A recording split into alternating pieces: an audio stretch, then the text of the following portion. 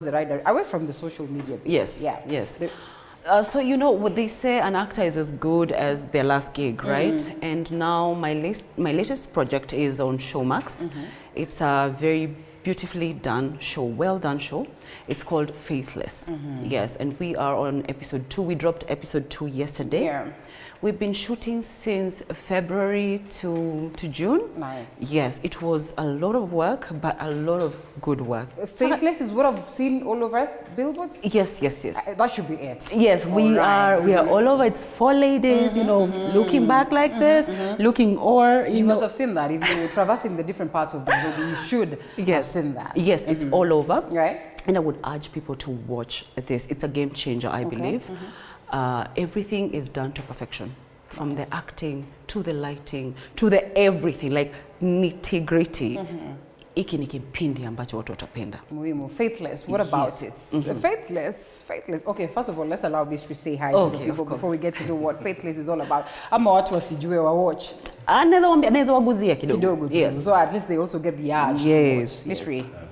Hi, my name is Richy Mistri. I am a director, actor, cinematographer, writer, and award-winning filmmaker. I've done a couple of short films, a few mini-series that we have put up online. Many of our films, such as Armenia, is one of our biggest short films that we've put out there. Actually, we won quite a number of awards in categories such as 48 Film Festival. Plainside is something I directed and wrote as my personal sort of baby project. Plainside is something that we actually tried to put out there as another short film. Luckily, it got to Kalasha. I didn't think it would blow up like that. A lot of support from a lot of people, so thank you to the people. And then another film that's out there currently is actually written by my producer, Harrison Wangi. The film is called Astro Symbiote, actually out on YouTube right now. That's the recent one we've just produced. It's 40 minutes long. It's a horror thriller kind of film that he actually wants to see how we can bring the horror or thriller elements in Kenya as well. So like the whole thing is out for people to consume? Right now, yes, it's out. Right. It's out. Once again, what's it called? Astral Symbiote. Astro? Symbiote. You need to check that out. Yeah, I think that once I'm done with the show, I'll be going straight to that. I kind of like short stuff, you know, stuff that you go to and one time you're done with it, You already understand the thrill and all that. So congratulations, and it's good to have you on set as well. Thank you. So yes, what about Faithless? Now, Faithless, it's a crime drama. Okay. And it's a concept that is not really new, but I would say new in Kenya. We have not seen a lot of crime stories. It's an action. It has action, it has crime, and it has drama. And it's set in church. So because we are a highly religious state. Right, that cannot be disputed. Yes, that is going to, to tashkashka watu hapa na pale. Yes, I think the producers of Faithless, which is Live Eye, have delved into uncharted waters. Yes, and they are a game changer with the way they do everything and the storytelling, and they're not scared to go for it. Right. You know, sometimes I feel like we play it safe in our country with the stories. You know, you don't want to ruffle feathers, but with Faithless, we're here to ruffle a bit of feathers and enjoy while doing that. Why do you speak of church? For a moment you speak of church, and I almost thought Shakahola, and then you said you started working on this somewhere in January, so clearly it had nothing to do with Shakahola, but coincidentally, yes, then it comes to... It was pure coincidence, but actually, it was pure luck and pure coincidence. Right. Yes. Because this needed to be spoken about. It did, and it has come at the right time. It is, in fact, it's the right time to talk about such stories. Right. It is very provocative. Yes, it's going to provoke a lot of thoughts, a lot of things that are going to go, like what happens in churches that we do not see. Right. Yes, we're going to showcase that. But this is just storytelling, and people are going to relate to it because it is something maybe they've wanted to see, but it has not been shown before. So Faithless is the show to watch. Oh my goodness, I am today. So you've taken a lot of work. No, it's fine. No, it happens. These things happen. Honestly, these things happen. Yeah, man. Yeah. Yeah. So basically, and let's take this to the producer, director. Basically, some of these things that we set out there are largely about entertainment, but they also speak so much about what happens in society.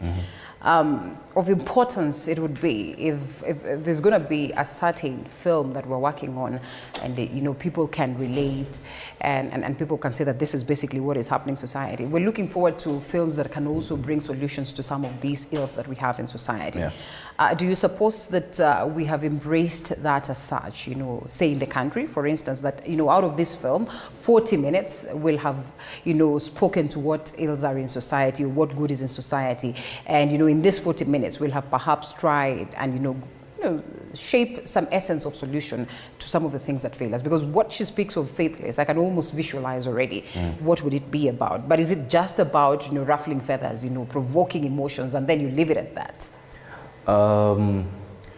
Well, provoking that in a manner of speaking would be in a way that you're trying to really get the audience attention, getting them to really think about this kind of political or situations that are out there currently. Right. With storytelling itself is to also make sure the audience understands that it's a relatability kind of situation between them watching the story and then actually having an experience in some sort of way, of them actually having an understanding or relatability with them watching the story, with following these characters. With that being said, I mean, the overall goal is just for an entertainment aspect as well when you're watching these things, but a lot of it is just reflect on the kind of situations that we face as a country, and also as an individual, and what you do in such position.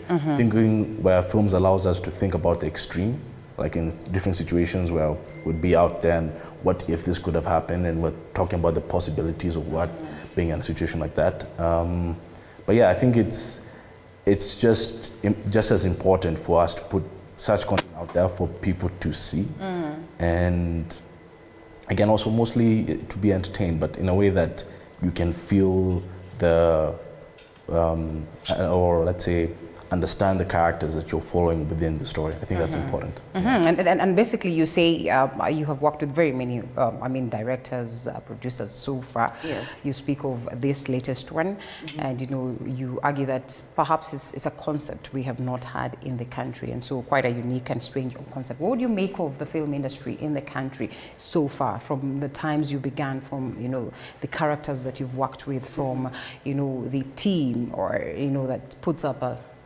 film up until the last bit? What would you make of it in terms of growth? I would say we've come a long way from when I started. Right now, film is taken as serious business. Yes. Even from, you know, when we started, we were doing it as, I was doing it as a hobby, to be quite honest. It's something that I love to do. But right now, it is a job, it's a career. There are people out there who look up to us and are like, I would like to be that. And even Kitambo, when you look at it, parents used to say, my child does not have something to do, so they're acting right now. Right. But right now, you will go to your parent and tell them, I want to do art, or I want to do acting, I want to produce, I want to direct, that kind of thing, and they will allow you to do it because they've seen the growth. And when I look at when we started, you can even look at the stations, were a few. Right now, content is all over, and even the directors that I worked with, or like the directors that I've worked with on Faithless, is people I did not know 5 years back, or maybe were not in the industry 5 years back. That tells you the industry is growing. Even the pay has has become better. If you look at them days versus now, I mean, we want it to be, you know, better than it is right now, but even look at people who are coming to invest in film. Showmax is here. Showmax is from South Africa. Look at Netflix, it's here. All those people are coming to Kenya because there is a chance for growth, and there has been growth. Otherwise, they would not be here. Look at Maisha Magic is here. And even just individuals right now are, you have a camera, you can do art. Yes. So we have come a long way, which I really do appreciate. And social media has played a big role in that, because right now you do not need to honestly go to say a TV station, for example. Right. You can do your content and give it to the people directly. would want to perhaps argue otherwise, and especially for you who have been in the game for quite a long time. You know, it was basically a home of few, but today the space is open for basically everyone, you know, and anyone in their own home can decide to be actors and actresses. And nowadays you realize that there are no limits to that because there's always a character for anyone who will come in and fit in. Don't you think then it's taking the space for those ones that have been, you know, gurus in the game, such that now you really cannot pride in the fact that I am an actress and all that. Linda can just decide to be an actress and, you know, her content is consumed online, and perhaps now that gives you little airtime. No, I do not think so. This is a very big cake that we cannot finish. There is space for all of us. And with acting, there is no character that you don't grow, you don't retire from acting. It does not matter how old you are. We need, you know, acting is bringing bringing real life to the screens. So it is not an industry where I will feel like my airtime now is, you know, has been reduced because there's so many players in the game. In fact, it's a good thing to have so many players in the game because it makes you, you know, pull up your socks, do better. You look at people like Akina Crazy Kenna and people like those very young people who've come and you know, changed the game, and they challenge you. So for me, it is a plus to have the social media platforms and to have anyone can do this. It's okay. Let the best man win. Competition is always good in any business. I It's believe healthy. that. Okay, well, fair enough. And so, you basically are looking at some film that has to be well thought, well scripted, you know, with a proper team in mind, and then finally you have these actors and actresses on board. How do you just sit them down and, you know, you come up with an incredible performance at the end of the day? You are in all phases. You're a director, you're a producer, and at the same time an actor. I mean, yes, sometimes it can become a challenge, especially because their focus can be, because there's the essence of having to do it or wanting to do it. I think that's the threshold where people are losing perspective on why we need to be telling these stories. That being said, I think a lot of us, even being in the industry, knowing that there's a story that needs to be told as much as it is, that there has to be some sense of ownership, and also knowing that you're also following these characters as well, we as crew members shooting it. And I think it's important for us to also know that it's a teamwork effort. It's always that making sure everyone is involved, making sure that they know what is happening within the story. And I think that people that you know, when you're choosing the team, yes, choose the right team, choose the right people that you know when you're putting this out there.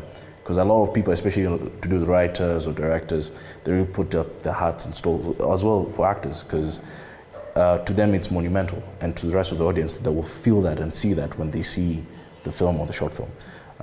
But yeah, I think it's very important for people to really know that as well as a unit and you're working as a team, it also happens on set, and it also showcases to the audience as well out there. I don't know how many spaces you've worked in, say in the country or perhaps beyond and all that. How much of, you know, new blood is being incorporated? Because also it's easy now to identify that there's new blood, especially with social media.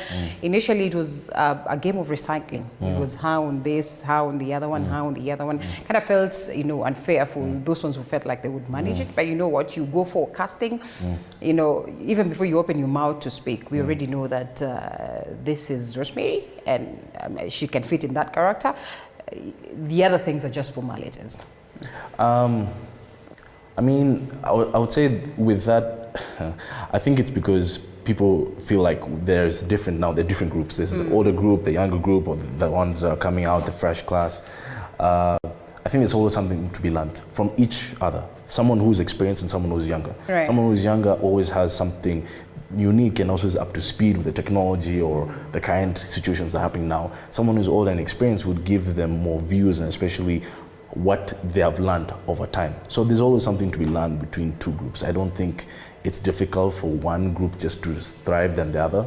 I think if we actually put our heads together, there's that, I mean, as a creative, you don't want to lose your creative spark. You don't want to lose your mobility, your fire, your zeal to actually do this creative stuff in the industry.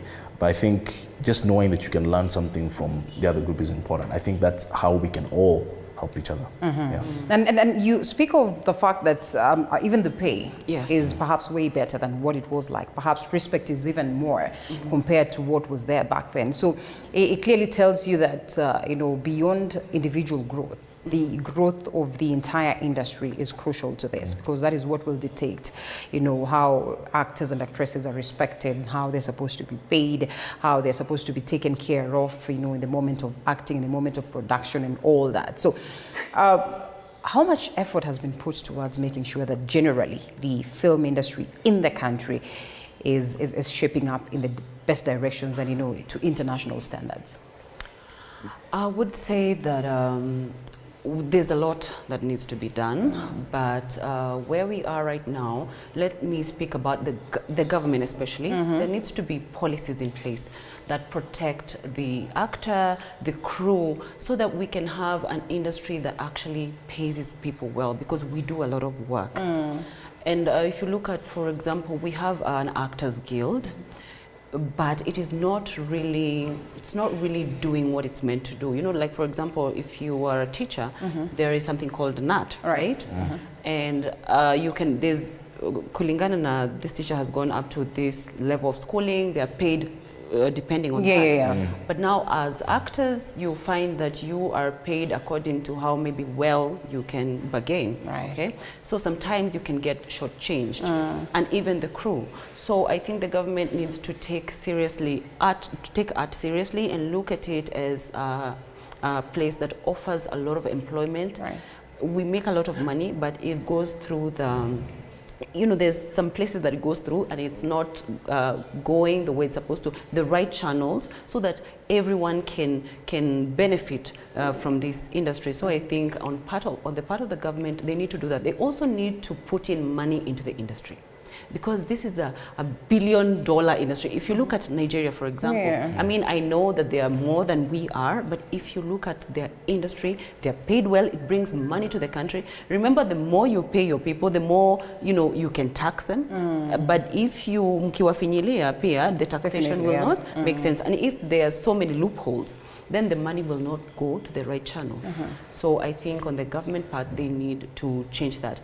On acting, But just before you even get to that, how much is it about the government? Because there's always that stakeholder involvement. And I'll tell you that for the longest of time, I have heard the involvement of, you know, artists, you know, basically those ones that are in the entertainment industry. The latest we had that had a lot of controversy to a point of, you know, they had to ban, you know, they had to cancel all this, you know, appointments and all that.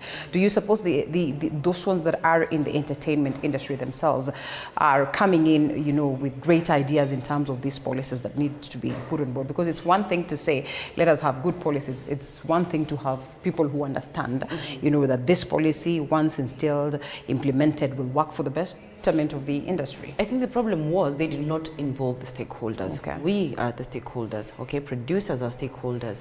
They do not involve everyone. And if you cannot just take a few people to go represent us while you have not consulted. It's like when they're making policies, even in Kenya, they go talk to the people so that you can know what changes people want. Because we are the ones who know where the shoe is pinching. So we are going to advise those people who are going to speak on our behalf. So I think because they did not include people, that is why it failed. Otherwise, had they included, so that we feel like these people are going to represent us. Otherwise, you would wonder, okay, who said, who chose them? Who are they representing exactly? We were not consulted. So I think that is where the problem was. Otherwise, going forward, I'm sure they learned from that, and maybe, you know, that's something that they're going to implement, because representation is very important. It was a good idea. Maybe the way it was implemented, was off. I'll ask to take a quick short break and then come back to you guys, briefly get to know, you know, where they can get a hold of you. Now that you say you are a content creator, then my assumption will be you are huge on the social media platforms. And equally, you do not want to assume that people know me, so it's automatic. It's only fair that we also allow them to, you know, we trigger their brains to check some more and get to know what is happening on the socials and all that, and perhaps 2-3 things more about the film industry here in the country and beyond before we close it after this break.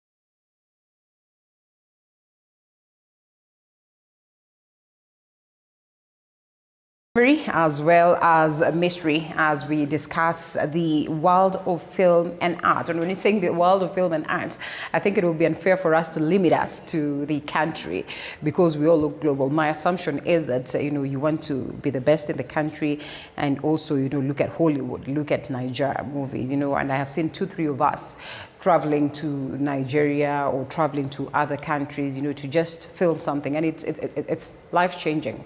It is an experience that any actor and actress would look forward to. So we understand how important it would be to be woke on what is happening also globally. So we come back to you, Richy. What's it like? And I'm sure even in your processes of directing, producing, you want to look at what is happening globally, and you want to bring that experience home. You equally want to take the experience home globally. Nowadays, musicians are told, can you create content that can be consumed globally? Do not limit it home. So what is it like, generally, on a global perspective? The good thing with the industry out there, especially now in the industry, is that I feel like there's a lot of them trying to find stories, and they're trying to put a lot of content out there, especially reaching the masses. I think COVID was a big help. I think even for us, they really pushed the market towards making sure people get as much coverage as possible. So out there, yes, a lot of it that's happening is trying to get a lot of content out there. It's really the push, the big push. And a lot of them actually coming to Africa. Now it's actually helping African content get out there. So such as Netflix, such as Showmax as well. But now with the different thresholds as well, there's a lot of limitations to see which content should be given more time than the other. That's limiting now the other specific creators or people in the industry, production companies, now not getting enough of that content out there, because a lot of them is now focused on the blockbusters or the current situations, current times, current topics. So it's I guess up there it's very competitive, very, very, very competitive. There's a lot of people trying to get a lot of content, but from different perspectives. Your view on what is playing out in the country in the global aspect of it? Is it just about you and getting yourself to the international space, or it's basically us catching up as one global fraternity, to just bring the best of entertainment, the best of experience when it comes to film? I think it's telling our stories. We have a lot of stories in Africa, in Kenya, that have not been told. And right now we have a big platform that we can do that, even our local languages. Because if you look at my content, the content that I do on social media, I do Kikuyu content, I do Kiswahili content, I do English content. The reason I say that there are so many stories that have been untold is that look at, check out British shows. They're talking about their culture. Right. Okay. I think it's something that we need to do because we have consumers. People are craving for content that is authentic, for content that is Kenyan. And if you do Kenyan content, it does not mean that it's not going to be global, because people out there want to know what is it about Kenya. Kenya is very famous. Right. We are famous for sports. We are famous for wildlife, tourism. Yes, we're famous for a lot of things, and people out there want to see what is Kenyan.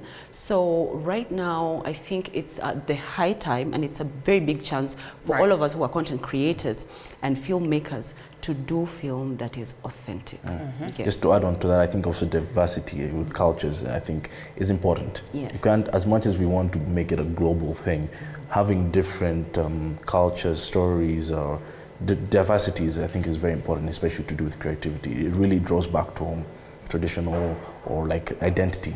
I think is very important. Yes, yes. Wow. We have a long way to go. We have taken great strides. That has to be appreciated.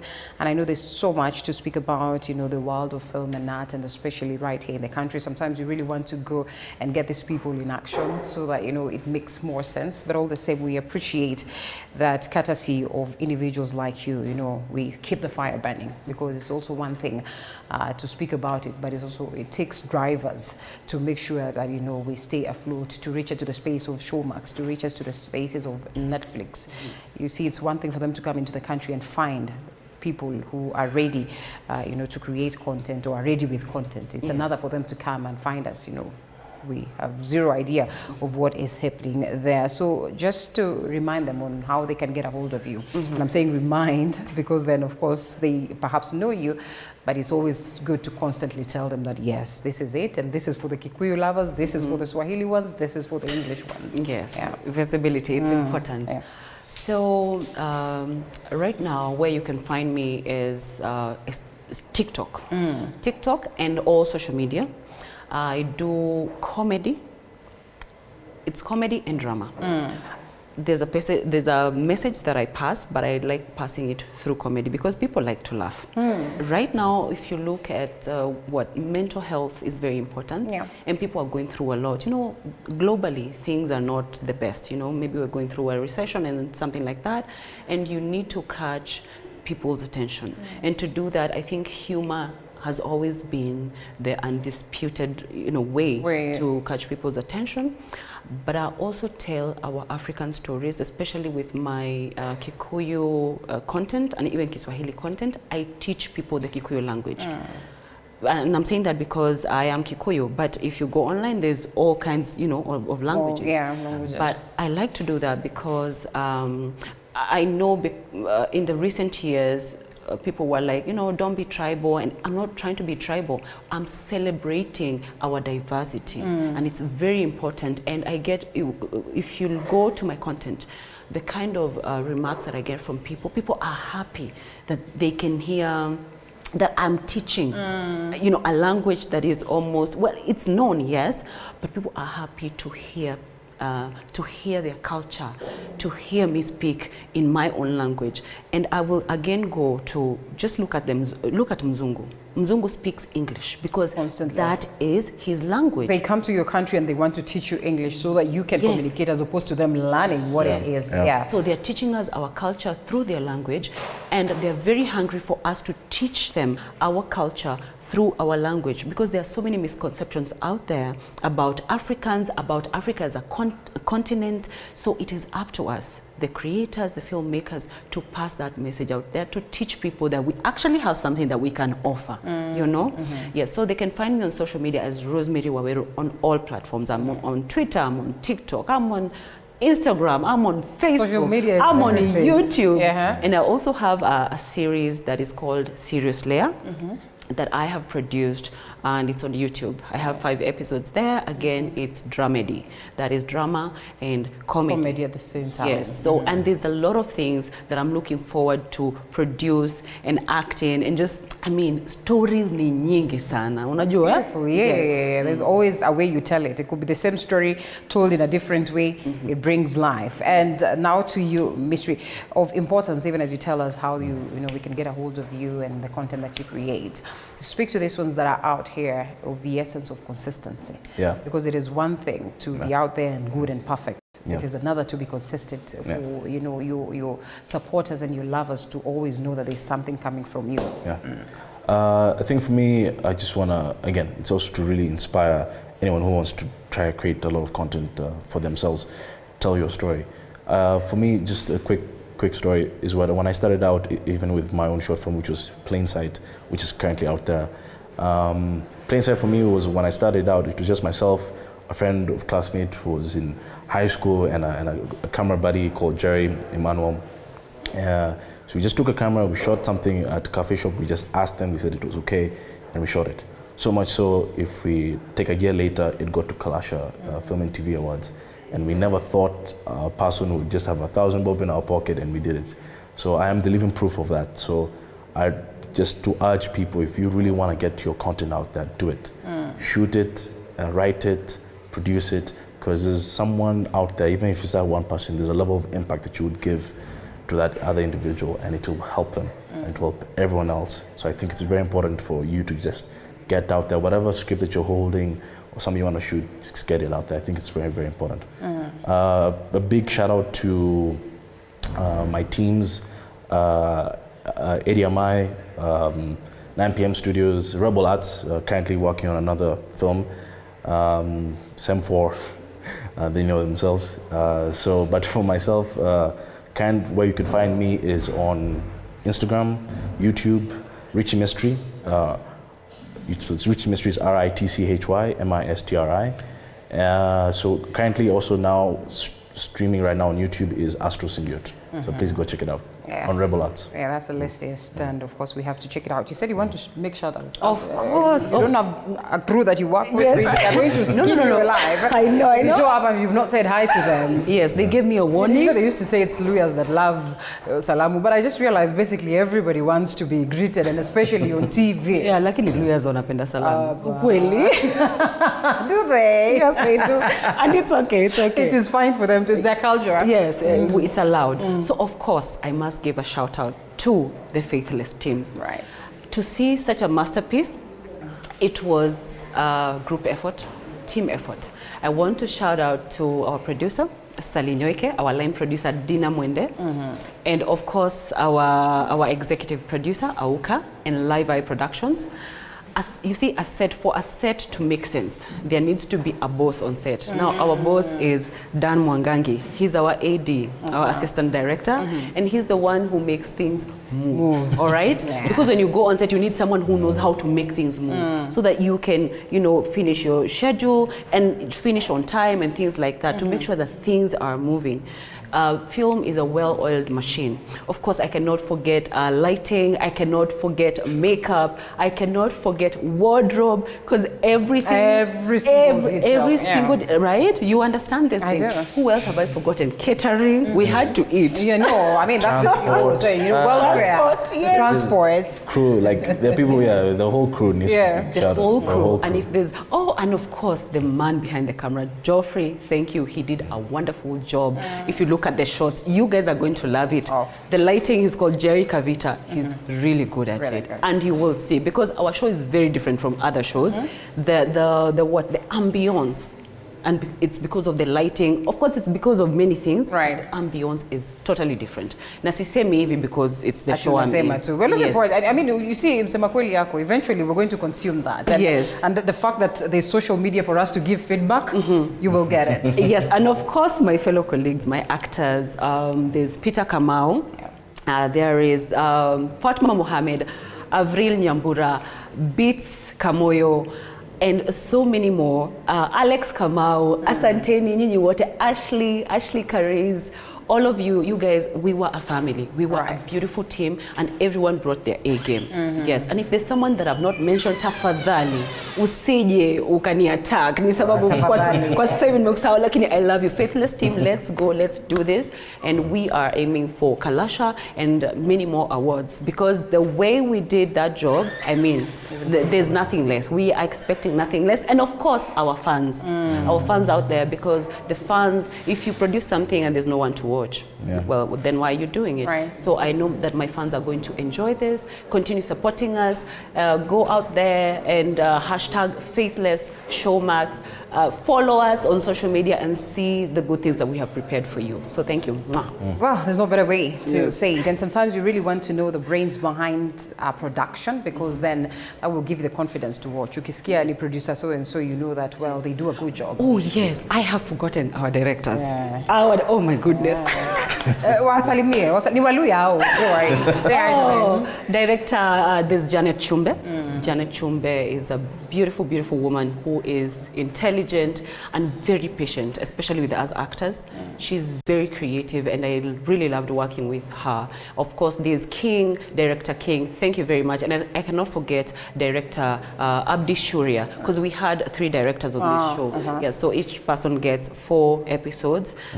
So can you imagine? These are great directors who have done wonderful things in the industry. Now they all came together and brought about Faithless. So this is a show not to miss. Production is quite expensive. It's quite demanding. You will burn midnight oil. You will do a lot of things just so you would get that incredible episode. So some of these things don't overlook. It is incumbent upon you to consume these products that are given out there, with these incredible teams that work out their way to make sure that you are well entertained. Well, it is incumbent upon us as well to create more space in the world of film and art, because we also know that there are very many people who are coming up. This is a space of creation of jobs, so please support them so that eventually we also create a space that will incorporate very many young talents, and we'll all say, long gone are the days of, talking about unemployment and so this, because because this is a space that is quite diverse and is one to be appreciated. Richy, thank you so much. Thank you so much for having me. Rosemary, it's good having you this morning. I know we can talk about this until the cows come home, but allow us to leave it at that as we look forward for you to enjoy what it is that they have produced, and we get to enjoy some more of music courtesy of Budisco Fredia, and we'll also be having artists that will join us later. Remember, there's a cake courtesy of Valentine's Cake House. No, today it's not a cake. Today